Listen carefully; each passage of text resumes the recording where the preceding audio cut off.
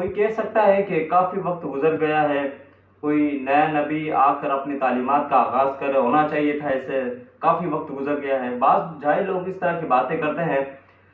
تو جب نبی کی ضرورت ہوتی ہے تو تین چیزیں ہوتی ہیں جس کی وجہ سے نبی کی ضرورت پڑتی ہے۔ وہ تین چیزیں کیا ہیں جس کی وجہ سے نبی کی ضرورت پڑتی ہے؟ تین چیزیں ہیں جس کی وجہ سے نئے نبی کی ضرورت پڑتی ہے۔ وہ کیا ہے؟ ان میں سے پہلی بات یہ ہے کہ جو پہلا نبی ہو ان کی تعلیم میں کوئی رد و بدل ہو، یعنی قوم اس کے اندر کوئی رد و بدل کرے، اپنی طرف سے من گھڑت باتیں کرے یا رد و بدل کرے، تبدیل کرے اسے۔ لیکن اللہ تعالیٰ نے قرآن مجید میں ارشاد فرمایا، قرآن کا ترجمہ ہے، اللہ تعالیٰ نے فرمایا کہ اللہ کا جو کلام ہوتا ہے وہ کبھی تبدیل نہیں ہو سکتا۔ تو پہلی بات نہیں پائی گئی، یعنی جو نیا نبی ہوتا ہے اس کے لیے پہلی بات یہ ہے کہ اس کی تعلیم میں کوئی رد و بدل ہو، جبکہ اللہ نے فرما دیا کہ جو اللہ کا کلام ہوتا ہے اس میں کوئی تبدیلی نہیں ہو سکتی، کوئی تبدیل کر ہی نہیں سکتا۔ اور اللہ تعالیٰ نے قرآن مجید میں کافروں کو چیلنج فرمایا ہے، فرمایا کہ فَأْتُوا بِسُورَةٍ مِّن مِّثْلِهِ، فرمایا تم اس کی سورت جیسی کوئی لا کر تو دکھاؤ۔ سورت دور کی بات، وہ تو ایک لفظ نہیں لا سکتے۔ اللہ نے قرآن میں یہ چیلنج کیا ہے۔ اس کے علاوہ دوسری کیا ہے جس کی وجہ سے نئے نبی کی ضرورت پڑ جاتی ہے؟ وہ کون سی چیز ہے؟ دوسری چیز یہ ہے کہ جو پہلا نبی ہے ان کی تعلیمات مکمل نہ ہو۔ اللہ تعالیٰ نے اپنے ارادے کے مطابق کچھ چیزیں رکھ لی کہ کوئی نبی آئے گا، اس کے ذریعے لوگوں تک پہنچاؤں گا، لیکن جب حضور علیہ السلام آئے تو اللہ تعالیٰ نے فرمایا کہ اے محبوب تیرا دین مکمل ہو گیا ہے، تیرا دین مکمل ہے، تیرا دین ہم نے پسند کر دیا ہے، اور ساتھ یہ بھی فرمایا کہ ہم نے تم پر نعمت پوری فرما دی ہے۔ اب دوسری بات بھی نہیں پائی جاتی۔ اب تیسری کیا ہے جس کی وجہ سے نئے نبی کی ضرورت پڑ جاتی ہے؟ وہ یہ ہے کہ جو پہلا نبی آئے وہ کسی مخصوص شہر میں یا مخصوص علاقے میں یا مخصوص قوم کی طرف، لیکن جبکہ اللہ تبارک و تعالیٰ نے قرآن مجید میں ارشاد فرمایا محبوب آپ فرما دیں ان کو کہ میں ساری کائنات کی طرف اللہ کا نبی بن کر آیا ہوں۔ جب یہ چیزیں نہیں پائی جاتی کہ نہ قرآن میں کوئی رد و بدل ہے، نہ کوئی کر سکتا ہے، نہ کوئی تبدیلی کر سکتا ہے، اور دوسری بات اب یہ دین مکمل ہو گیا ہے، اللہ تعالیٰ نے اس دین کو پسند فرما دیا ہے اور نعمت حضور علیہ السلام پر پوری فرما دی ہے، اور تیسری پائی جاتی کیونکہ حضور علیہ السلام کو اللہ تبارک و تعالیٰ نے تمام کائنات کی طرف اپنا محبوب بنا کر بھیجا ہے۔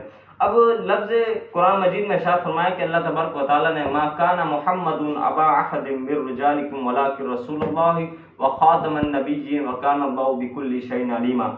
اللہ تبارک و تعالیٰ نے قرآن مجید میں ارشاد فرمایا کہ حضور علیہ السلام نہیں ہیں کسی کے باپ، من رجالکم تمہارے مردوں میں سے، ولکن رسول اللہ لیکن وہ اللہ کے رسول ہیں، وخاتم النبیین اور آخری نبی ہیں، کان اللہ بکل شیء علیما اور اللہ تبارک و تعالیٰ ہر شے کو جاننے والا ہے۔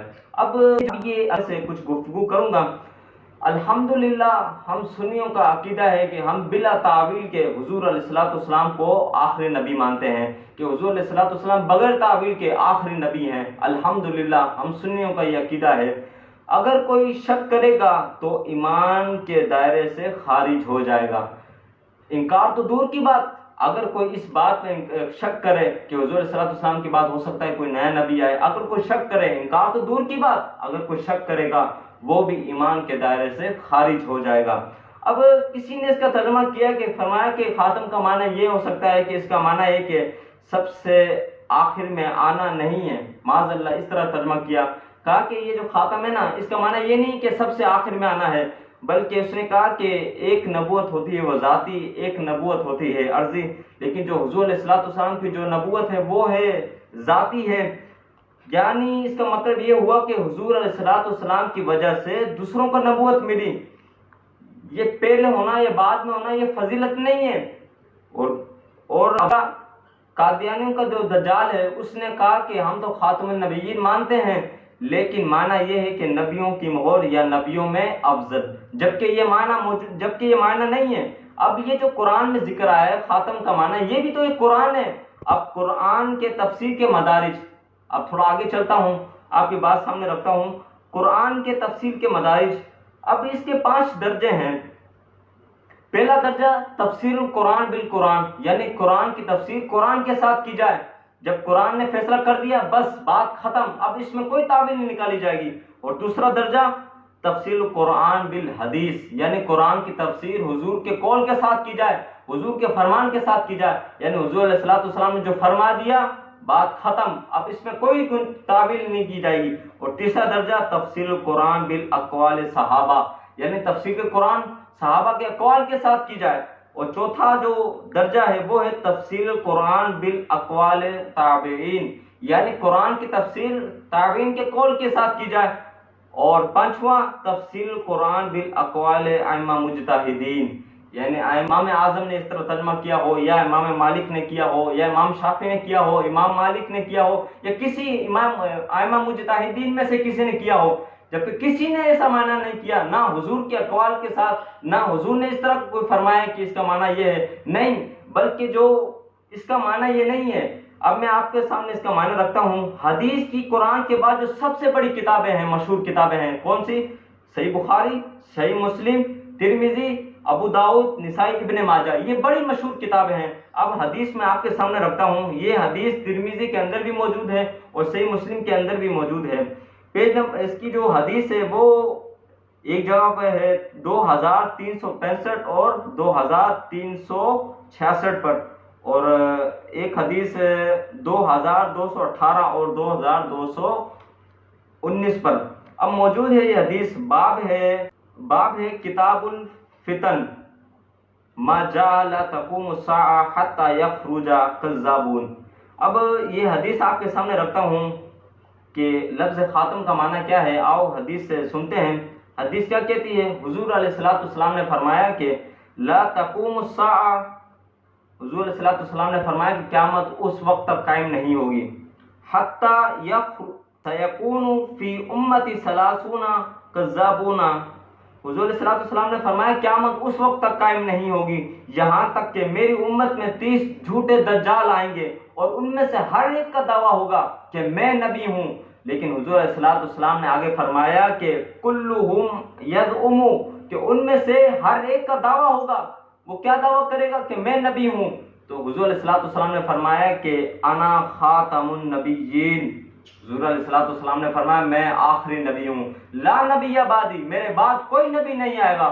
خاتم کا معنی ہے آخری، اب آخری کا مطلب اب اس کے بعد کوئی نبی آ ہی نہیں سکتا، حضور نے خود بیان فرما دیا ہے۔ ہم اپنی طرف سے کوئی بات نہیں کہتے، یا ہم اپنی طرف سے کوئی بات نہیں کہتے، بلکہ حضور علیہ السلام کی حدیث موجود ہے، حضور علیہ السلام نے خود فرما دیا ہے کہ انا خاتم النبیین، کہ میں آخری نبی ہوں، لا نبی بعدی، میرے بعد کوئی نبی نہیں آئے گا۔ اب اسی طرح یہ معنی ہمیں پتہ چل گیا، قرآن کا لفظ خاتم کا معنی پتہ چل گیا۔ اسی طرح اب کوئی یہ دعویٰ کرے کہ میں آخری نبی ہوں، ہم اسے تسلیم ہی نہیں کرتے، کیونکہ حضور علیہ السلام نے فرمایا انا خاتم النبیین، میں ہی آخری نبی ہوں، لا نبی بعدی، اب حضور علیہ السلام کے بعد کوئی نبی نہیں آئے گا۔ الحمدللہ ہم سنیوں کا یہ عقیدہ ہے کہ اب قیامت آ سکتی ہے لیکن نیا نبی نہیں آ سکتا۔ اسی اپنے آپ کے سامنے رکھتا ہوں، شاہ تراب الحق نے بہت ہی خوبصورت بیان فرمائی ہے، بہت ہی پیارا نقطہ ہے، توجہ فرمائیے گا۔ اب جو پہلے نبی آتے تھے اللہ تعالیٰ نے ان کو جو مہر نبوت عطا فرمائی تھی وہ انگوٹھی کی شکل میں عطا فرمائی تھی، جبکہ جب باری آئی میرے اور آپ کے نبی جناب محمد رسول اللہ صلی اللہ تعالیٰ علیہ وسلم کی، تو اللہ تبارک و تعالیٰ نے آپ کے دونوں کندھوں کے درمیان یعنی گردن پر اللہ تعالیٰ نے مہر لگا دی، نسب لگا دی کہ اب حضور علیہ السلام کے بعد کوئی نبی نہیں آ سکتا۔ اللہ جو پہلے نبی آئے ان کو جو مہر نبوت عطا کی گئی تھی وہ انگوٹھی کی شکل میں تھی، جبکہ اللہ تبارک و تعالیٰ نے آپ علیہ السلام کے دونوں کندھوں کے درمیان یعنی گردن کے اوپر گردن کے بیچ میں اللہ تعالیٰ نے یہ مہر نبوت لگا دی، نصب کر دیا، کبوتر کے انڈوں کی طرح جو مہر نبوت تھی اس کو فکس کر دیا۔ فرمایا یہ اس بات کی طرف اشارہ ہے کہ جو پہلے نبیوں کو جو انگوٹھی عطا کی گئی تھی یہ اس بات کی طرف اشارہ ہے کہ اب ان کے بعد کوئی نبی آئے گا، اب یہ انگوٹھی ان کے انگلیوں سے نکل کر دوسرے نبی کے پاس جائے گی، یعنی یہ اس بات کی طرف اشارہ ہے، یہ انگوٹھی کی شکل میں عطا کی گئی اس بات کی طرف اشارہ ہے کہ اب ان کے بعد کوئی نبی آئے گا، جبکہ اللہ تبارک و تعالیٰ نے حضور علیہ السلام کو مہر نبوت جو عطا فرمائی تھی وہ کبوتری کے انڈے کی طرح تھی، وہ آپ کی گردن پر فکس کر دی۔ یہ اس بات کی طرف اشارہ ہے کہ اب قیامت آ سکتی ہے، حضور کے بعد کوئی نیا نبی نہیں آ سکتا۔ بس کر بند.